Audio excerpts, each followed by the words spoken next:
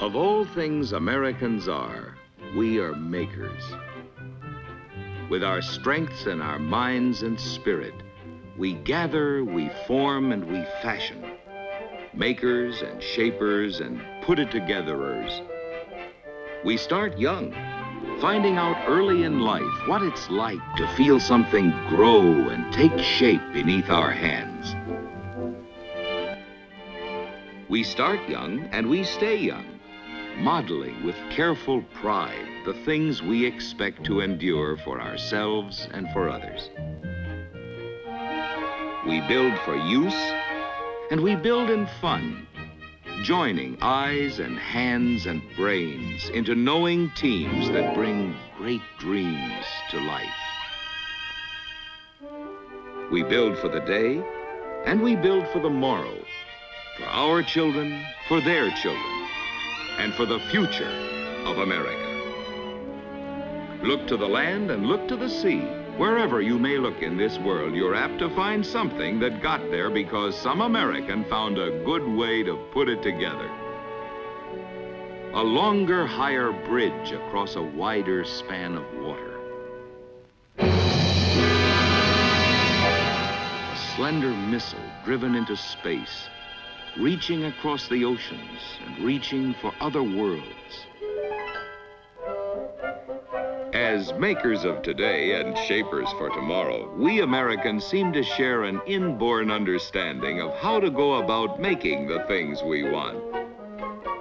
Whether we're reaching for the moon, hobbying in the home, doing our part on a convenience to be enjoyed, or preparing a tasty tidbit, we're all of us makers. All of our different ways of making to the differing tastes of others are not all so very different after all. We make by moving materials, getting what we need in the right place to work with it.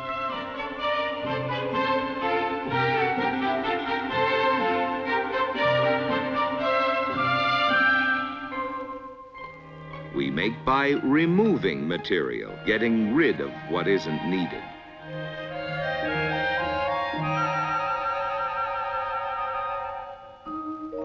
We make by shaping, just so. We make by adding material to material. We make by combining. And then by applying our finishing touches.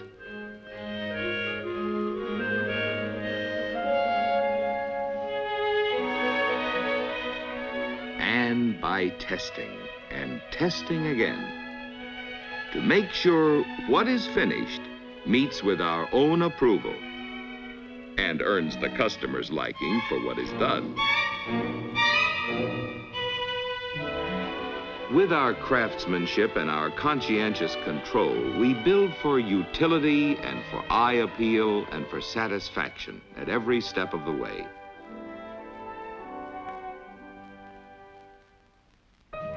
That's the way we make things. Make them right and make them to the user's satisfaction.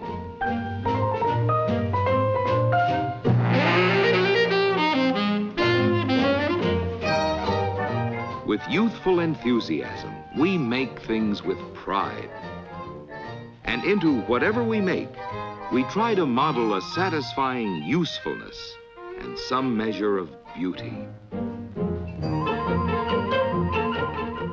Oncoming, attractive, useful products, well made. More and more products acceptable to the more and more exacting demands of more and more Americans.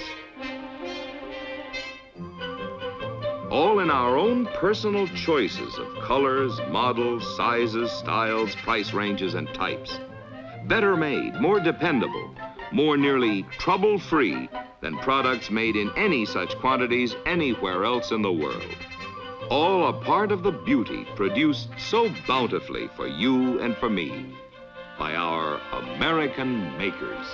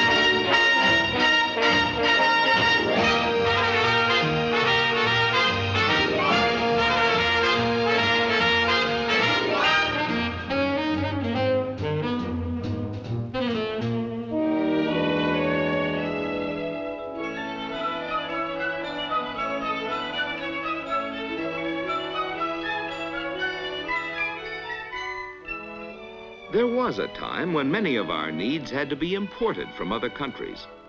But now, American needs can be filled by Americans.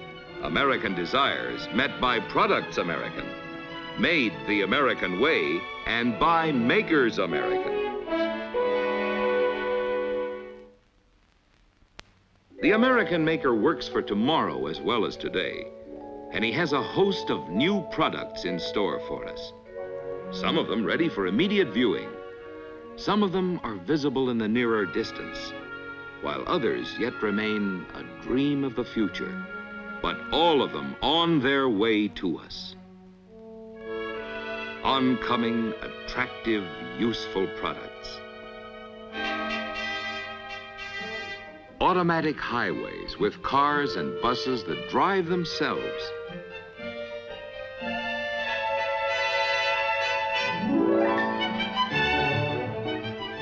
Compact new cars.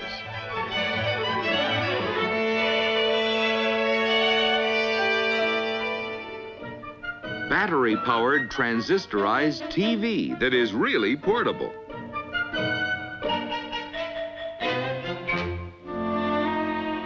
Panel TV to hang on the wall like a picture. All these and more and more.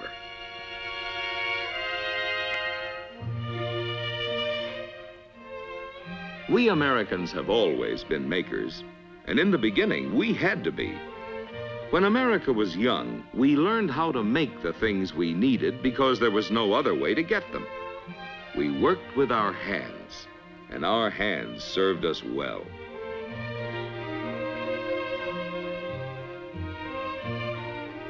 At the blacksmith's forge and the potter's wheel, we learned honest craftsmanship. At the spinning wheel and the loom, we studied patience. And the greatest patience most of us learned was the patience to see to it that what we were making was good. Then, looking again to make sure what we had made would serve, and serve well. In early America, men with the skills to do the things that needed doing were few in number.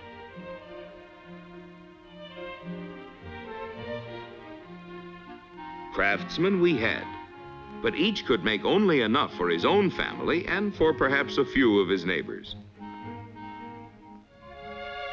We had little, but we knew much of want, of shortages, of make do or do without, of even the necessities. There wasn't enough to go around. As our numbers increased and our wants multiplied, easier, quicker, better ways of doing things had to be found. Young we were, youngest in the family of nations, when a Yankee craftsman named Eli Whitney showed us how to do something about it, something that never in all the world had been done before. Already a famous man as inventor of the labor-saving cotton gin, Eli Whitney had been given a contract by Congress to produce 10,000 muskets. Now his time was almost up. Mr. Whitney, we gave you a contract for 10,000 finished pieces. What do you mean by bringing us all these bits and parts? Gentlemen, I am offering you something far more valuable than muskets. I am offering my country a new method of producing on a mass scale.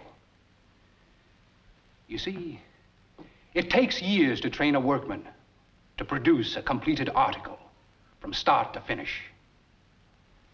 But it takes only a few days to train him to do a single part of the job. The solution, gentlemen, is to divide the labor. Divide and specialize. One man to make one part, one to make another. Each to do what each can do best. Ridiculous. Impossible. Parts made by different people will never fit together. They will, sir. They will. If each part is made exactly like every other.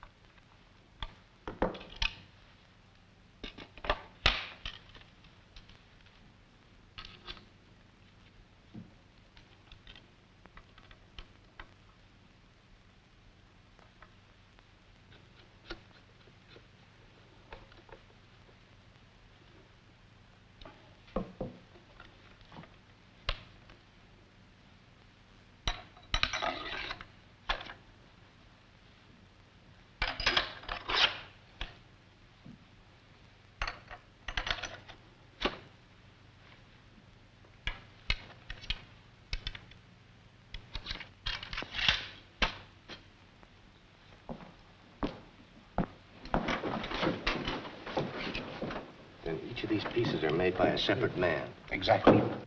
Eli Whitney didn't have a word for it, but we call it interchangeability. Interchangeability of parts. A Yankee craftsman had laid down the basic principle of modern mass production. Divide and specialize. One man to make one part, one to make another. Each to do what each can do best. A new method of dividing the labor to let the American maker work more quickly and efficiently, meet the ever-increasing demand for more goods, producing on a scale the world never before had known. The seed of mass production had been planted. But even so, we still had far to go before we could begin to reap the harvest. Our tools were simple, and for power we had only our own muscles, or the force of falling water, and maybe a turn from the wind.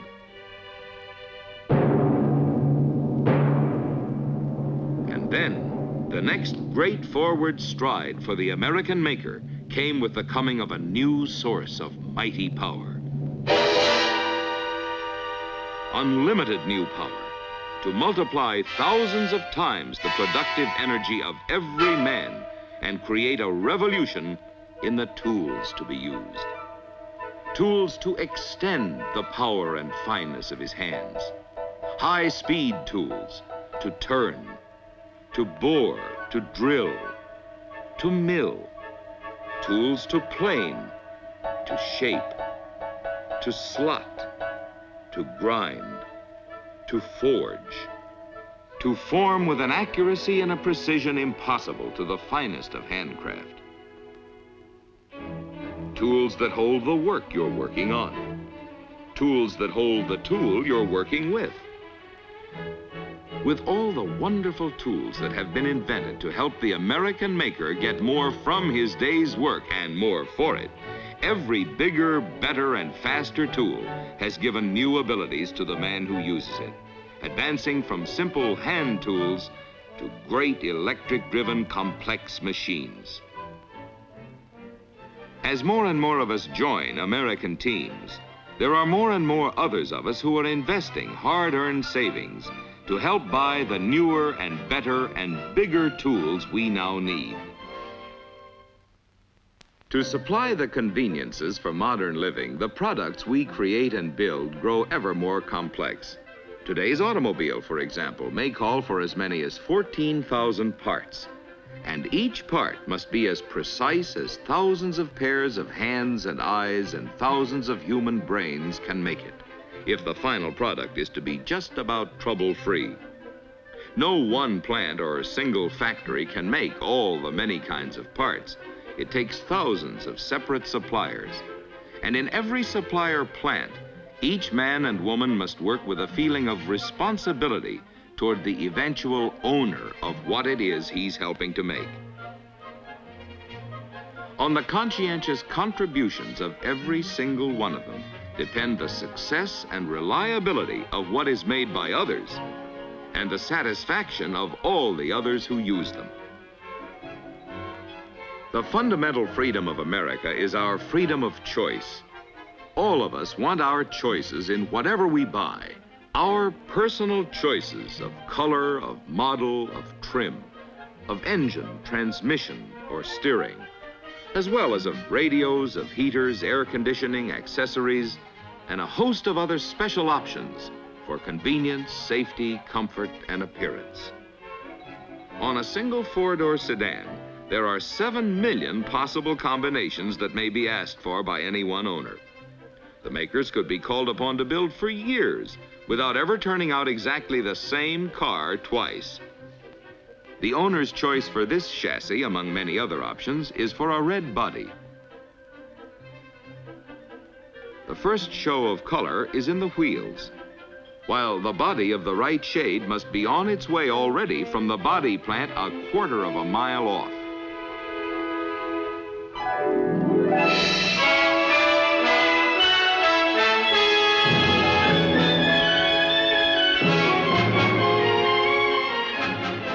All the many parts, accessories, and special equipment must meet at their rendezvous.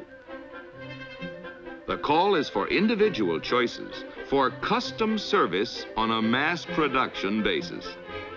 And the response must be a fine accomplishment of meeting individual needs and personal tastes in terms of millions of individuals. Modern assembly is timing and teamwork as well as organization. And every year, to make way for changed models, everything may have to be retimed, reteamed, and reorganized with new tools, new assembly line fixtures, and new working procedures. And just as all the parts that must fit together must be there at the right time from thousands of plants all over the country, so from all over the country and all over the world come the people who put them together for other people in thousands of different places. Giant teams of working people all fitting together. Tens of thousands of people, all different in ability, in degree of interest, in each day's varying enthusiasm for the job, differing in understanding and in their pride of workmanship, different in age, in skill, in length of experience, and in the way you feel from day to day, presenting human problems which are challenges to quality control. The best of us may occasionally make a mistake. The best of tools may call for adjustment. So in the all-American game of making things for ourselves and others, there must be catchers as well as pitchers. The inspector's job is to catch any slip and eliminate it from the finished product. The performance you get out of whatever you buy, the long time you can use and enjoy it, the pride you can take in it, depend not only on the engineers who design it and the men who make it, but also on the painstaking, conscientious vigilance of the quality control inspector who checks and double checks all along the way.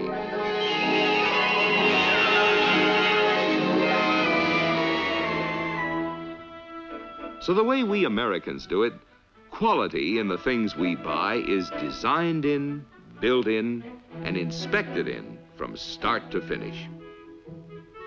And to help them make sure quality is built in and checked in, new devices are continually being developed. This machine automatically checks dimensions to a 10,000th of an inch. A part deliberately made too small is put into the machine as a test of its efficiency. Out it goes. When products were simpler years ago, inspectors were few and far between. But in these days, with more complicated things to put together, inspectors are many, and inspectors are important. And even after a product has passed all the factory tests, it still must meet the approval of the conscientious dealer who sells it. For in his turn, the reliable dealer places his own pledge of quality on everything he sells. He knows that the user finally depends on the dealer's own fidelity.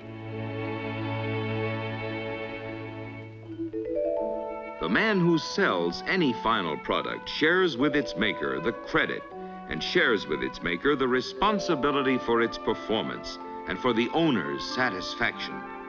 In the quality relay, the dealer is the final qualifier.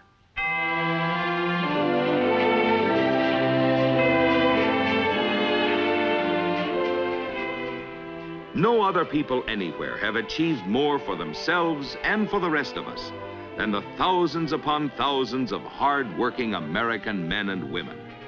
The millions who pool their skills and talents to produce the things we need and want. And we who enjoy whatever they have made for us do well to be thinking of what they are giving us.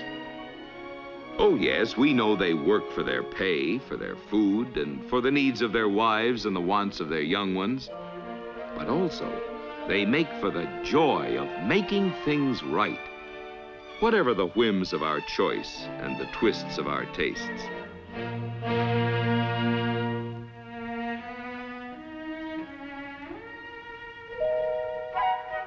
So, as we ease into our necessities,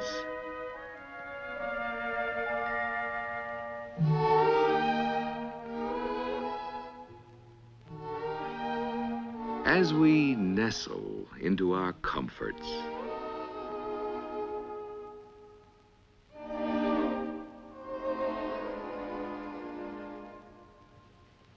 as we relish our conveniences, it is well for us to remember that all these have come from the roots of the maker's mind, or the fruits of the maker's labors.